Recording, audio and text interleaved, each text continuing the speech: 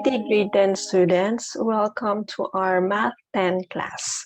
And for today's video, we're going to discuss another topic under ng probability, which is about operations on events. Okay? So, napag-usapan na po natin from our previous discussions kung ano yung ibig sabihin ng event. So, yung event po, batay sa ating pagdidiscuss last time, is just a subset of your sample space. Okay? So, sa discussion na ito, to be specific, pag-uusapan po natin yung union and intersection, ano yung ibig sabihin nun, yung complement ng event, pero meron na po tayong idea about this, pero magbibigay tayo ng additional examples. And lastly, yung tinatawag po natin na mutually exclusive events. Okay, so let's start by defining yung union and intersection of events. So let A and B be two events from an experiment. So meron tayong pinerform na experiment, may mga outcomes yon. So mag-define daw tayo ng dalawang events A and B mula doon sa ating outcome na iyon. So the union of these events denoted by A union B, so ito po yung symbol na gagamitin natin para sa union, is the event consisting of all sample points belonging to either A or B.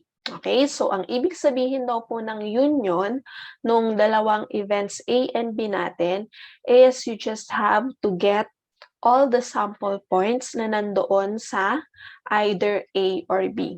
Okay, so sa madaling salita, pagsasamahin natin yung mga sample points natin doon sa A at saka sa B kapag pinapakuha sa atin yung union nila. Okay? So, para po i-illustrate ito sa Venn diagram, so halimbawa etong circle na to indicates yung ating event A, tapos yung B na ito indicates naman yung ating event B. Okay? So, ang sinasabi dito, if you get the union of these two events, kukunin mo lang yung lahat ng mga sample points na nasa loob ng A tsaka yung sample points na nasa loob ng B, including yung kanilang intersection or kung ano man yung common sa dalawang events na iyon, if either meron man. Okay? And then, if we talk about the intersection of these events, denoted by A intersection B, so ito naman po ang notation natin for intersection. So, magkabaliktad lang sila ng union, is the event consisting of all sample points belonging to both A and B. Okay? So, kapag sinabi nating sample points belonging to both A and B, ibig sabihin, ano ba yung common na sample points doon sa ating events A and B? Okay? So, kapag in-illustrate natin using a Venn diagram yung ating intersection, ito naman po yung kalalabasan niya. Okay? So, take note lang na yung intersection na dinidiscuss or pinag-uusapan po natin ay itong colored na part po noong ating Venn diagram. So, ibig sabihin nun, ito po yung mga sample points na contained doon sa B, sa A, at the same time, contained din po siya sa B. Okay? So, sa madaling salita lang po, para mas ma-differentiate natin ang union at intersection, kapag union, pinagsasama natin lahat ng sample points na meron sa A at saka sa B. Tapos sa intersection naman, kukunin mo lang kung ano yung common lang doon sa parehas na A and B na events. Okay? So para mas maintindihan pa natin, let's have some examples. So for this one, this is our experiment, choosing a number from your set S. Your set S contains the numbers 1, 2, 3, 4, 5, 6, 7, 8, and 9. Okay? So yung ating event A, it is the set containing the number which is odd. Okay? Tapos yung ating namang set B is the set containing the number which is a multiple of 3. Okay? So, pinapahanap sa atin yung union and yung intersection ng ating events A and B. So, let's start. So take note natin, ang ating i-consider na universal set para dito ay yung numbers 1 to 9 natin. Okay? So unahin na po natin yung pagde-define kung ano ba yung laman ng ating set A. So sabi dyan, ang set A mo or yung event A mo ay yung mga numbers na odd. So kukunin lang natin yung mga odd numbers dito sa ating set S. So alam natin yun ay yung 1, 3, 5, 7, at saka yung 9. Okay? And then, para sa ating event B, so ang magiging laman ng ating set B, the number is a multiple of 3. So, kunin natin yung multiples of 3 dito sa ating set S. So, we have 3, 6, at saka 9. Okay? So, after nating ma-define yung dalawang events natin, kuhanin na natin yung pinapahanap sa atin. So, the first one is A union B. So, sabi natin sa A union B, kukuhanin mo lang yung lahat ng mga elements natin sa A at saka sa B. So, pagsasamahin natin sila. So, I have 1, and then 3, and then 5, 6, 7, at saka 9. So, para hindi tayo nalilito, in-arrange ko na po siya in ascending order. Now, kung mapapansin nyo, yung 3, common sa kanilang dalawa, pero isang beses ko lang po dapat isulat kasi sabi natin, ang laman ng isang set po dapat ay distinct elements. Okay? So, ganun din po sa 9, kahit na common siya sa parehas na A and B, isang beses lang po natin isusulat. Okay? So, yung A union B natin is the set containing the numbers 1, 3, 5, 6, 7, and 9. Okay? And then, yung another one na pinapakuha sa atin is A intersection B. Ibig sabihin, ano lang ba yung common sa A at saka sa B? Nabanggit ko na kanina. Meron tayong parehas na 3. That's the first one. And the other one, meron po tayong 9. Okay? So, ang A intersection B natin is the set containing 3 and 9. Any questions or clarifications po ay pwede nyong i-message sa akin o kaya naman po ay itanong natin sa ating webinar on Friday. So let's move on with another example on union and intersection. So the officers of the student residence halls along with their ages are Anita, 17 years old, Bobby, 16 years old, Carlos, 19 years old, Donna, 18, Eric, 17, Fatima, 18, Jerry, 19, Hans, 16, and Isabel, 19. One of them will be chosen as the head.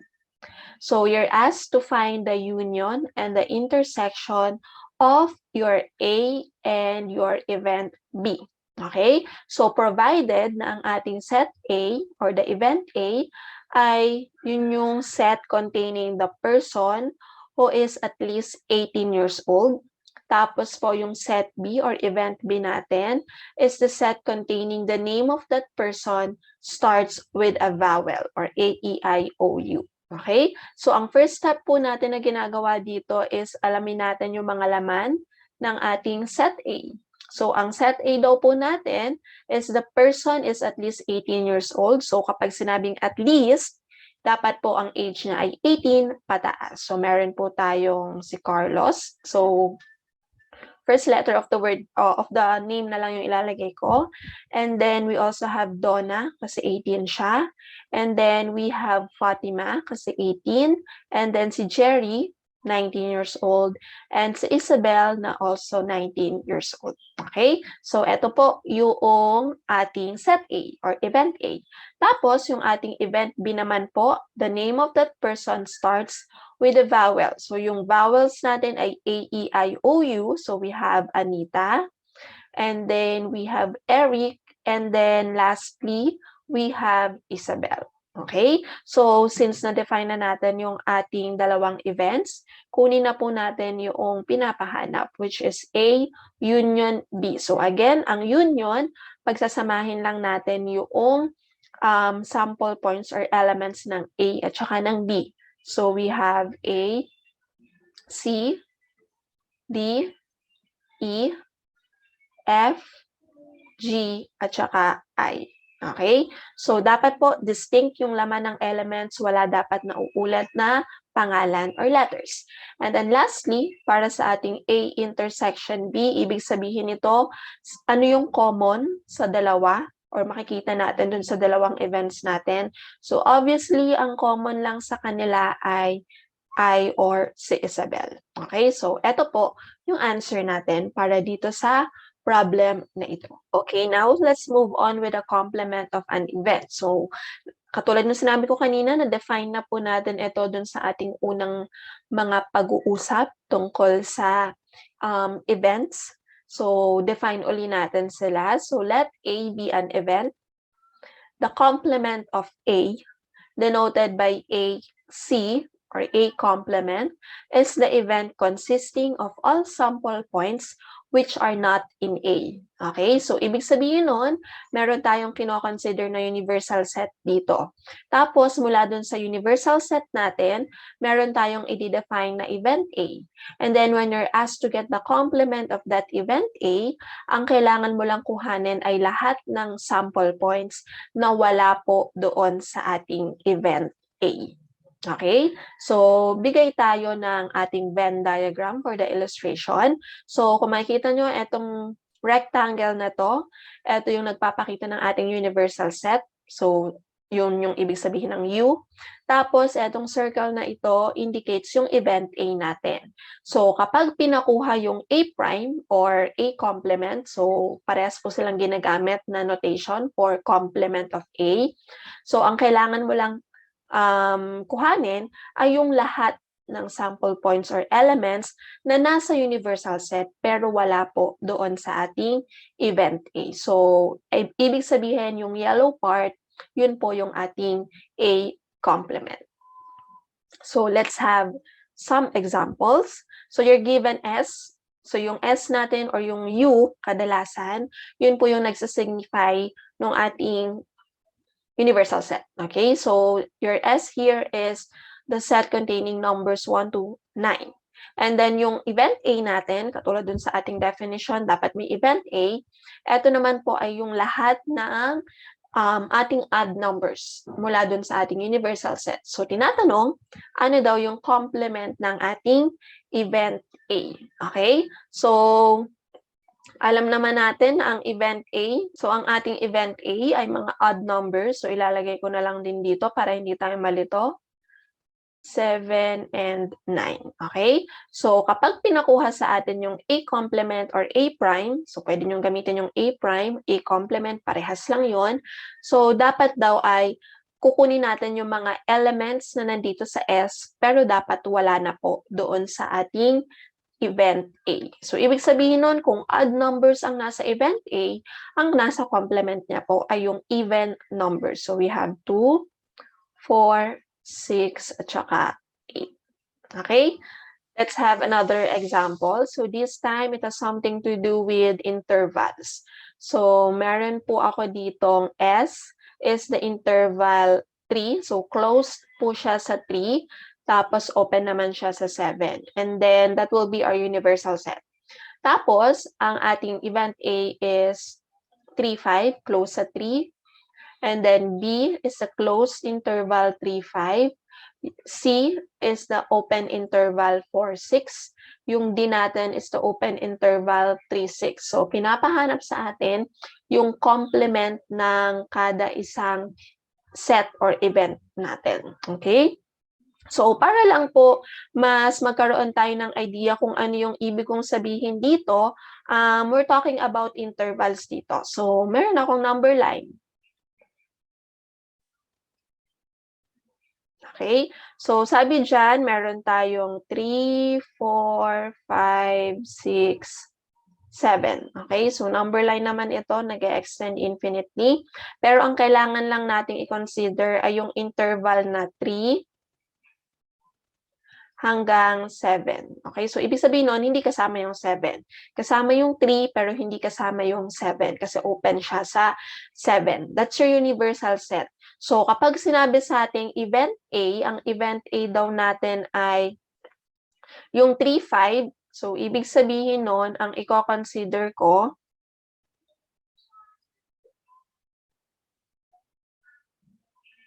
so, close siya sa 3, open siya sa 5.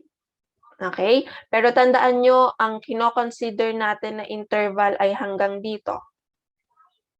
Open uli siya dito. Okay? So, mula dyan, illustration na yan ng number line, ano daw yung magiging complement ng ating set A? So, obviously, yung complement niya ay etong mga nandito. Diba? So, kasi mula sa 3 hanggang bago mag-5, kasama siya sa interval na ito. So, ang hindi kasama para doon sa ating A complement ay syempre yung 5 hanggang makarating tayo sa 7. Okay? Kasi hanggang doon ang ating universal set. Okay? So, sana nagigets yun. Tapos, punta tayo sa ating B complement. So, ang B complement naman natin, gamit ako ng ibang kulay para hindi tayo malito. This time, I have 3 at 5. So, ganun ulit. So, 3. Close siya sa 3. Pero this time, close na siya sa 5. Okay? So, ibig sabihin, lahat ng numbers ng nasa 3 hanggang 5 ay kasama sa interval na yon. Ito na lang po ang hindi kasama. So, ibig sabihin, ang magiging B complement naman natin, so dito ay open naman siya. Open to ha. Open siya sa 5. Tapos, open din syempre sa 7. Okay? So, take note po yung pinagkaiba ng ating set A at saka set B. So, dito, hindi kasama yung 5, kaya sa complement niya kasama.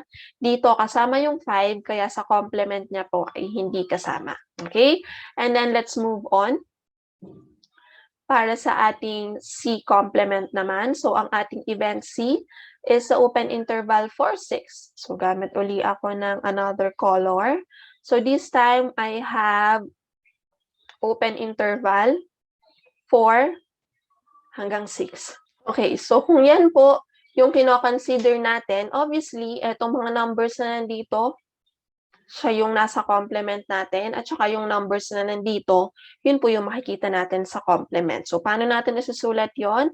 So, close po tayo sa 3. Tapos, hanggang 4 to, i-open ito sa 4. So, ang complement niya ay closed sa 4. Okay? Tapos, isasama natin yon. So, we're going to use union, tulad nung napag-usapan natin kanina. Tapos, eto naman yon. So, start tayo sa 6. Etong C, hindi kasama yung 6. So, dito sa complement niya, close tayo sa 6 hanggang makarating tayo doon sa dulo natin, which is yung 7. Okay? So, this will be the complement of our event C. Okay? And then, move on tayo sa last na given, so which is D complement. So, ang D natin is the open interval 3, 6. Okay? So, kung open interval 3, 6 yan, so eto po yon hanggang dito. So, obviously, ang ating universal set dapat daw kasama yung 3. So, dito hindi kasama yung 3. So, sa complement niya, kasama po yung 3. And isasama natin siya doon sa nasa kabilang part. Okay? So, again, ang 6 dito ay hindi kasama. So, sa complement po niya, dapat yon ay kasama. Hanggang doon sa dulo ng ating universal set, which is 7. Okay? So, eto po yung ating mga answers para po sa complement ng mga sets na ito.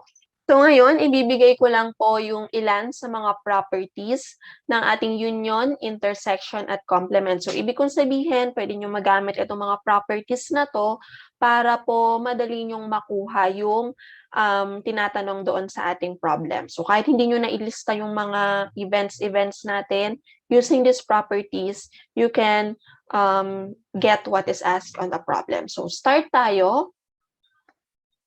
So let A and B be events from an experiment with sample space S, or yung S natin is the universal set natin. Okay? So if you have A union B, this is actually equal to B union A. So pinagbaliktad lang natin yung dalawang events, parehas pa rin po ang ibig sabihin nun. At the same time, kapag sinabi nating A intersection B, this is also equal or equivalent to B intersection A. So, kahit magkabaligtad po yung dalawang events natin, basta sila yung dalawang events na included or sinasabi sa ating problem, okay lang na magkabaliktad sila. Equal yung lalabas doon. Okay? And then yung ating property number 2 is that yung ating event A, kapag ni-union mo siya or sinama mo siya doon sa A complement or complement niya, ang makukuha mo lang ay yung iyong sample space or the universal set. Okay?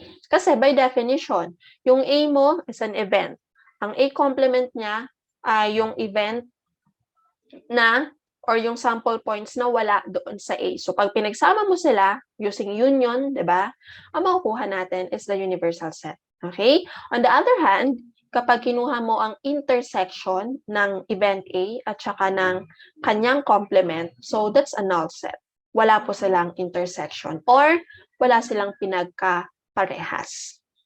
And then number 3, if you get the union of A and any event ito and a null set, so ang makukuha mo lang is yung ating event A kasi wala namang laman yung ating null set. And then if you get the intersection of your event A or any event doon sa ating null set, so obviously the answer is also a null set. Wala po silang intersection. And then for number 4, A union S, so yung ating event A ay sinama natin sa ating universal set. So the answer will be the universal set. Kasi ang A mo is just a subset of your S. And if you get the intersection of your event A and your sample space or the universal set, edi yung mas maliit yung makukuha natin or yung ating event A lang. Okay? Kasi yun yung magkapareha sa kanilang dalawa.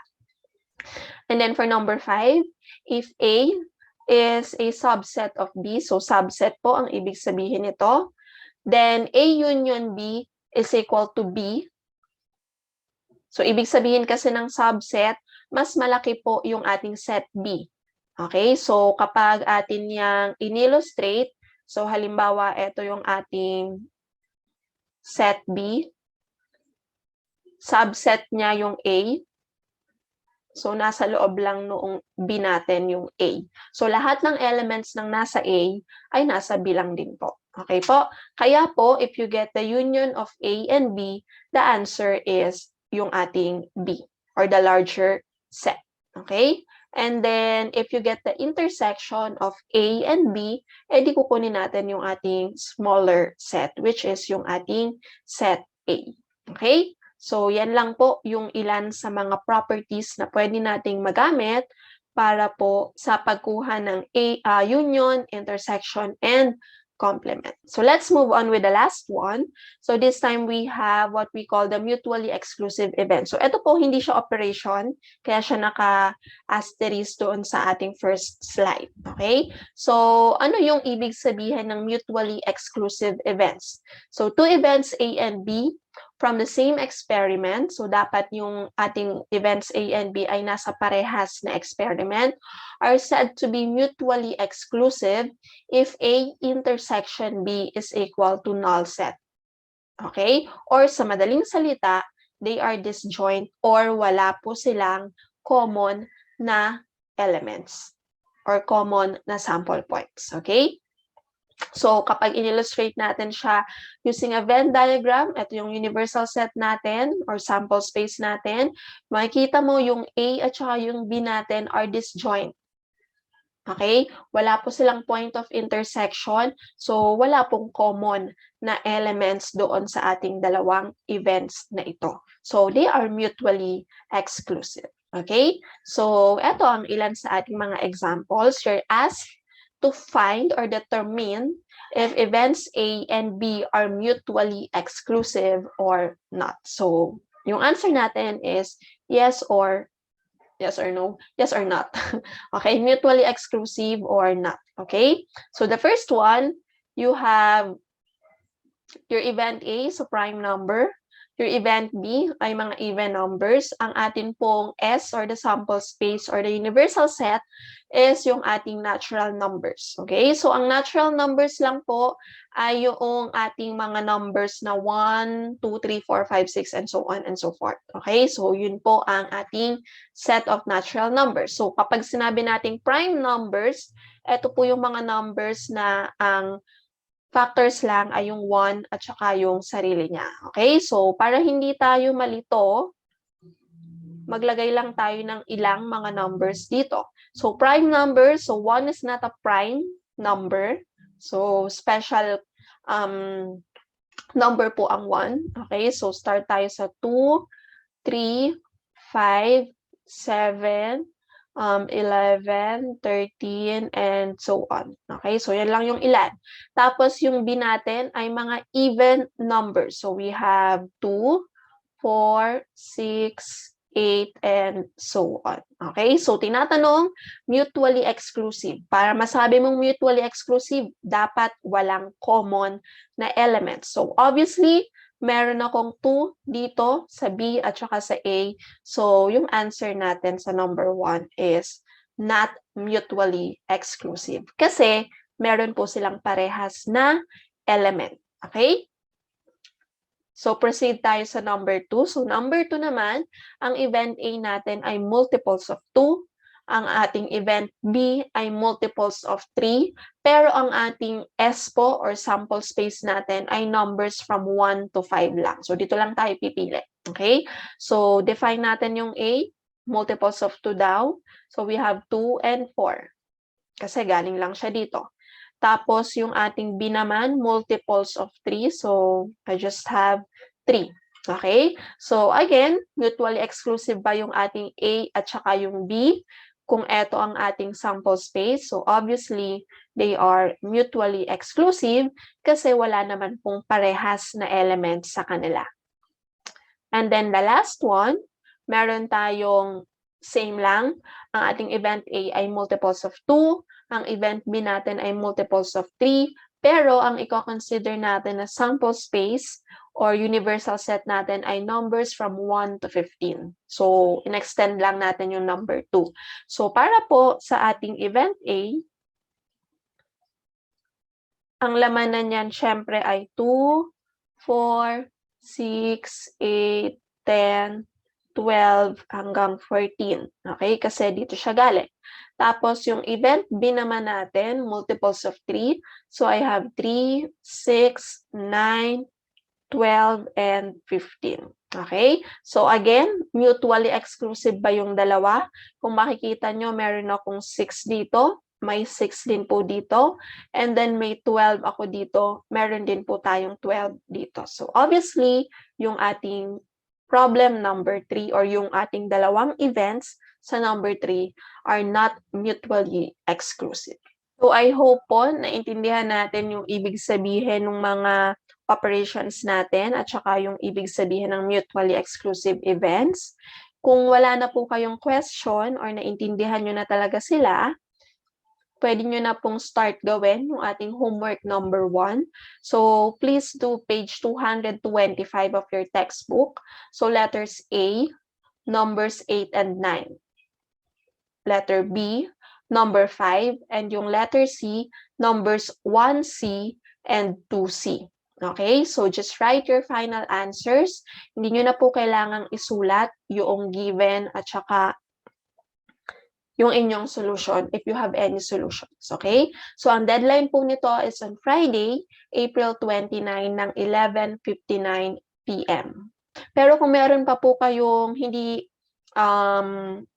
clear or meron pa kayong question tungkol dun sa ating discussion, pwede nyo po akong i-message or hintayin nyo po yung ating webinar para po sa more examples ng ating mga dinefine sa pre-recorded video na ito.